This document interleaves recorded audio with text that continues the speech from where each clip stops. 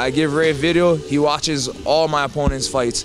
I don't know if he actually writes these things down or just keeps them in his head, but you know, he has notes that we work on, and it amazes me because he works with Evan, Martin, with Jay. He works with a number of guys, Brenton and Bryson, and for each of us, he comes in with it, and back to back he'll switch from stance. He'll traditional, my guy southpaw, he'll switch southpaw, then he'll go back to traditional, and Evan just fought a southpaw, he'll switch back to southpaw, you know, and he remembers each and every one of these opponents and what is going to work and what to do and what not to do, tendencies, things, mistakes and whatnot, and it's amazing. You know, Ray might not have as much MMA fights, he might not be from a wrestling, jiu-jitsu background, but he's been in the fight game itself, and he knows what it takes himself. He's actually been in fights. He's had to deal with all these things. He's had to deal with all these situations before, you know.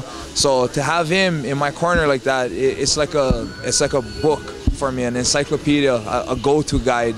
And you know, to have somebody like him, he has the same warrior spirit I have. You know, none of his fighters, he'll never let them give up. Not saying that any of us ever would, but just to have that guy in there pushing you that extra inch, you know, that to push that little bit more hard you need to push, it's always a plus. When I first started with Ray, you know, we had to work on a lot of, I would say, my downfalls as far as little things here and there that had never been corrected in my career.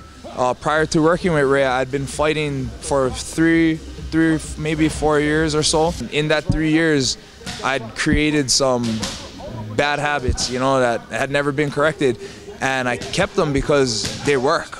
But you know, like Ray told me, as we get to that higher level, which, you know, I'm at the highest level we can get at, and as I start climbing up these ranks, I'll fight tougher, more skilled, better opponents who will be able to expose these flaws. And we've kind of worked out all those kinks. I've been working with them for a few years now, and it's made such a huge difference. And now lately I've been learning new things, adding new weapons to my repertoire. I got some new attacks ready for Fukuda, and excited about it.